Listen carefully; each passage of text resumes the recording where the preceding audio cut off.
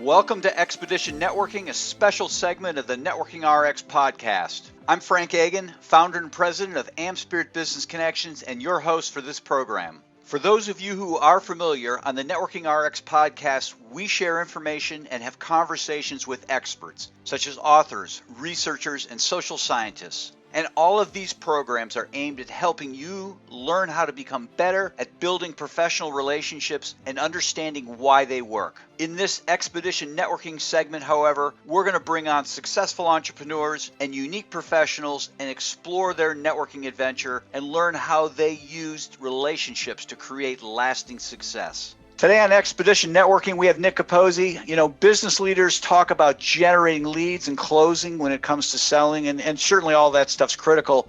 But everybody forgets about the pitch, the presentation, the distilling your life into that 45-second elevator ride or a 30-minute Zoom meeting. And this is what Nick is all about. I'm so happy to have him on here. I guess COVID's been rough on us all. The shining star, there are many shining stars, but I've gotten the opportunity to meet Nick. I don't know if we would have met otherwise, but really have struck up a friendship, if you will. And welcome to the program. Well, I'm so excited to be here. I'm just happy to talk to you, Frank. Anytime I'm able to get you in a conversation, it's a happy day for me. Well, good. What I want to do is have you share your story with our audience. I mean, you're this, in my mind, bigger than life pitch guy out there, and you have a lot of great content you're putting out. And you just didn't wake up one day and say, I'm going to do this. Is all building really over years. So if you could share that story and really how relationships played into it, that would be awesome. Yeah, absolutely. And you know what? I think it's this mishmash of strange things that I've done that kind of led me to what I do today. I actually grew up in Montreal in Canada, and I knew two things vividly when I was 8 years old. I truly remember this. One was I wanted to work in radio and television, and the other was that I hated winter. It was a problem for me. I remember that as a kid. So I went to college for radio and TV, and I was in radio and television. And one day, and the sky wasn't great, but it usually was where I was living. And one day someone said, hey, can you do that radio TV thing, but like on a stage? And I said, sure, that's no problem. That began a 20-year career in the cruise industry, where I was essentially a pitch man. And I would get on stage and I'd talk about, 60 products in 60 minutes in front of 500 people live. And, people talk about 10,000 hours of doing something. I actually have about 20,000 hours of live pitching and reading body language and understanding things. And, it was an exciting career. I worked my way up. At the end, I was running a territory that included the duty free for 8 different cruise lines, major ones that you'd know. And what I loved about it was two things, and they both tie into what you said about relationships. One was that I was just this, 22-year-old kid, so excited to be standing on the gangway on embarkation day in Miami or Baltimore or wherever, and just greeting people coming on the ship, hey, how are you? Where are you visiting from? And there was people I worked with who were also, in their early 20s at the time. They're like, why would it's embarkation day? Just stay in your room and, watch a movie or something. But I had to be out there. I had to go and meet people. And as I grew in this role, I've trained somewhere around 800 people. And this is where I really started to understand and get deep into relationships, Frank, was how do I train and develop someone who's on the other side of the world? So if I'm in Miami and they're somewhere in the Indian Ocean on a ship, how do you develop them? And building those relationships was so key, because I had to, they were alone on an island, no pun intended, maybe a ship, but they were alone on an island. So how did I make them feel, comforted and everything was going to be okay, but still turn them into, a dynamic sales presenter? Gotcha. We had talked about this, but, I know the answer. What point in your life did you realize relationships were it? And I always tell people, I didn't figure it out till I was out in the working world. I was probably almost 30 before it's like, oh my God, I've missed the boat. not missed it, but I was kind of late to the party, I guess is a better analogy or metaphor. It's a ship though, not a boat, Frank. Okay, Don't there you tell go. that. The Sorry. captain will, I'm kidding. I'm kidding. Yeah. It was funny. I think in that regard, I had a bit of an unfair advantage because my family, my grandfather on my dad's side was a politician in Montreal. And I just remember, going to all these events as a kid, and, everyone wanted to talk to my grandfather, and he was a great community man. And he did so much for the Italian immigrants to Montreal that he was actually knighted by the president of Italy. And he wasn't born in Italy, but they knighted him nonetheless because of what he did for the immigrant population. So I saw at such an early age this interaction, and how by kind of paying it forward or just giving of yourself, people would line up to talk to him. And then my dad was also wired the same way, and I am too. And to me, it was standing on a gangway, just being excited. Where are you from? Tell me about. Oh, you're from New Mexico. Tell me about. I've never been there. Tell me something about New Mexico. Right. So it's a wiring in my DNA, I think.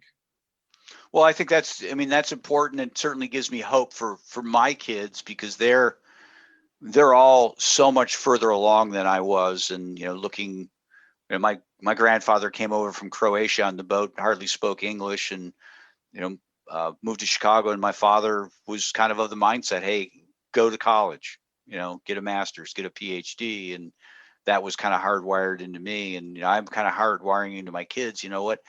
It's not what you know. It's who you know. It's how you treat people. It's how you build these relationships. And obviously, that's what I spend my life doing.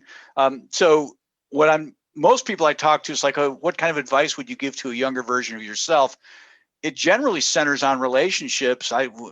You might have a totally different answer. If you could go back in time and tap young Nick on the shoulder in high school and say, hey, what kind of advice? Other than steering clear of this girl or that girl or something like that. I'm not fixing that one, Frank. Yeah. But I think that if you're wired to be, here's what I tell myself: if you're wired to be a relationship builder, just build the relationships, and everything will fall into place. I wish, when it came to work or building businesses, I had worried less. And I think if I understood that by building relationships, which came natural to me, I didn't understand the halo effect, the benefit of how that would develop. And if I wasn't, an outgoing extrovert, I don't know if you've realized that about me, Frank. Yeah. I still would have said that. I still would have said, you don't understand how your network is going to reflect on your life. But as a high school, and you said high school, as a high schooler, you have much bigger concerns than your future network. But definitely Jage Nick. I mean, some of my, closest business relationships are still from people from that era, when I was in college in the late 90s. Gotcha. Growing up, what did you want to be? The play-by-play announcer for the Montreal Expos. Oh, okay. Seriously? Yeah. Oh, yeah. Oh, that's why I as a kid, I was going to either call hockey or the Expos or something. I was just so passionate about watching these guys, in radio or listening to guys on the radio. It was so magical to me. And I really did. I mean, at 13, 14, I was already planning what college I was going to. Humber College in Toronto, right, which had the top radio program in Canada. It's kind of like the Syracuse for communications of Canada. Yeah. And, I was just so excited to go there. And other people were like, what's your backup plan? There was no backup plan. I was working in radio. Then I got into radio in Toronto, and I realized there was nobody in radio. Yeah. It's interesting. Go ahead. Yep. No, please go ahead. Well, I was going to say, yesterday I interviewed a guy by the name of Joel Goldberg, he's not the radio voice of the Kansas City Royals, but he's the pre and post game cool person for them. So just, living your dream more or less. So two things happened. I did call college basketball when I was in college for Durham College. And, but I did always kind of feel I needed to go back and scratch that itch. So I started a podcast, which turned into a TV show. This is years ago. and I actually traveled around the US. So I always felt that I did achieve kind of, that bucket list, check that off your list, um, item that I always wanted. But for me, the most interesting part, and this is one thing I talk to people about when they're selling or developing their sales presentations, is what's your story?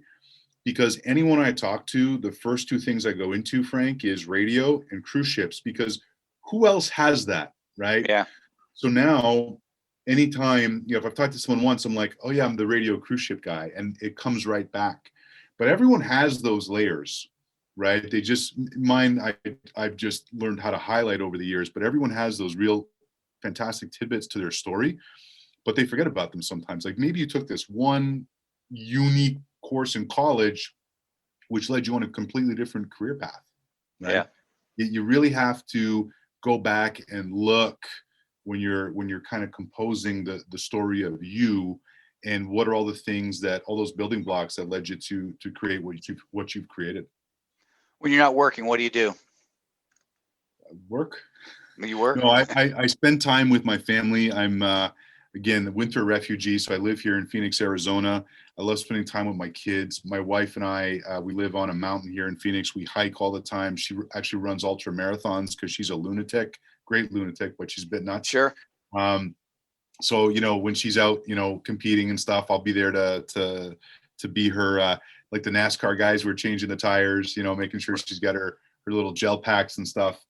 Yeah, I love work. I volunteer a lot because, when I meet young entrepreneurs who just are so motivated and want it so bad, and I know by spending a little bit of time with them, I can, maybe give some clarity to a particular subject they're maybe having trouble with, or whatever. So, and then, my kids are obviously, that's number one. I kind of feel like that goes without saying, but everyone kind of starts with that. But, one thing I do with my kids is, they're,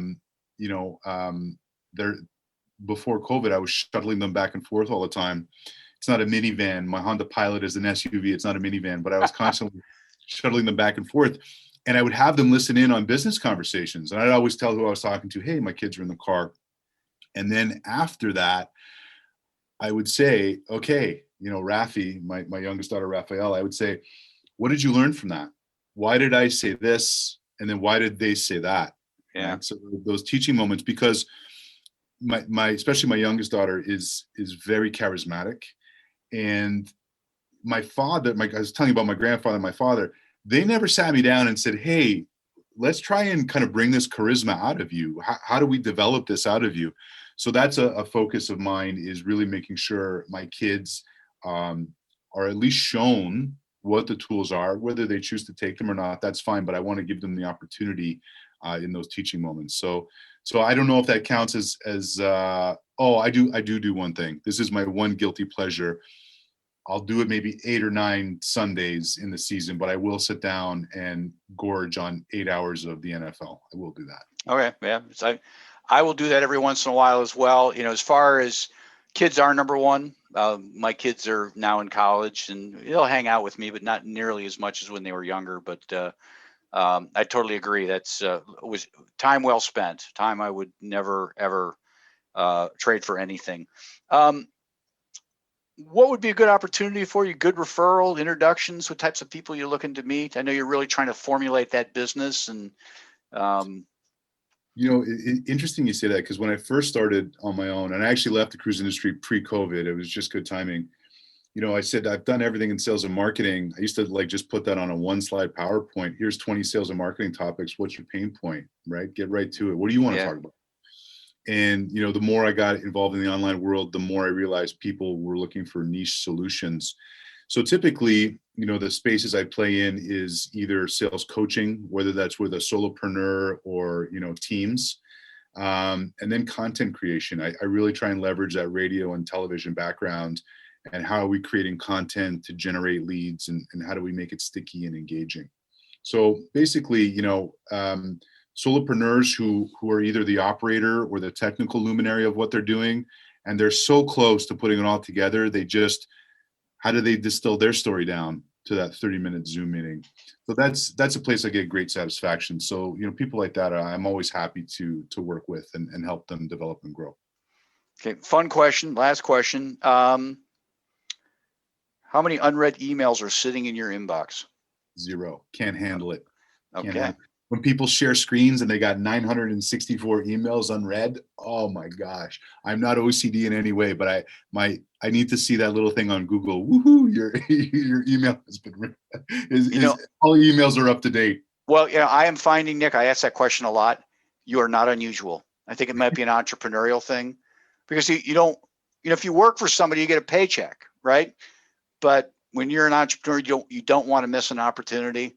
I had somebody email me today, nothing in the subject line, and most people were like, okay, that's just spam or whatever. Had to look at it. It was definitely an opportunity, and I'm glad I did. Doesn't mean I respond to everything right away, but I will look at everything. Yeah, absolutely. And I think too, part of it is, I was so institutionalized in a good way by the cruise industry, right? They're essentially, it's almost like they're a franchise, Frank, out in the middle of the ocean. So how do you manage that? So there was a lot of infrastructure and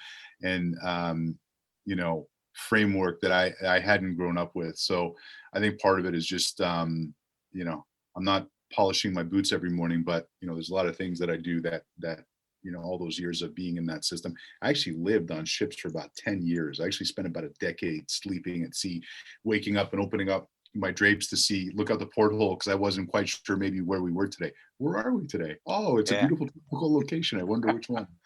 Oh, that's funny. That's funny. Hey, I really appreciate your time today. This has been great. Frank, I appreciate your time. And I'm actually going to say something right now, if I may, and I'm hijacking this from you. I want to tell you, Frank, since I have met you, you have opened up such a world of referrals and networking to me that I didn't even realize was possible. I understood relationships, but you have really changed the trajectory of what I'm trying to do now. And I'm trying to amplify everything that you've taught me. So I want to say thank you to you, Frank, because you really have been an inspiration to me. And I mean that absolutely genuinely. Thank you very much. I appreciate that. To wrap things up, remember, we're looking for some enterprising business types to join our team as franchisees of AmSpirit Business Connections. Our franchisees work with entrepreneurs, sales representatives, and professionals in their area to help them become more successful through networking and the exchange of quality business referrals in a structured weekly morning meeting. This is a unique franchise opportunity, you see, because these meetings are in the morning. A successful business type or professional can add this franchise opportunity onto what they're already doing. Again, all of our franchisees do something else. For a couple hours in the morning, a few mornings a week, these franchisees work the AmSpirit Business Connections model. The rest of the time, they're attorneys, accountants, realtors, coaches, and consultants of various kinds. The wonderful thing is that not only do our franchisees realize a financial gain from operating the AmSpirit Business Connections model, but the business networks that they build and develop become a great source of referrals for their primary business as well. Perhaps you know someone, perhaps you are that someone. Whatever the case, to learn more about the AmSpirit Business Connections franchise opportunity, please contact me using the email in the show notes or the one we provide at the end of this program. Thanks for joining us on the Networking RX podcast. Please put what you've learned into action today and let us know if you have questions, comments, or ideas for future topics. You can email them to us at podcast@amspirit.com. That's AmSpirit.com. Finally, so you never miss an episode, be sure to subscribe to the Networking RX podcast through iTunes, Overcast, or however you receive your podcasts. Now get out and network with someone. The Networking RX podcast is the copyright production of AmSpirit Business Connection. All rights reserved.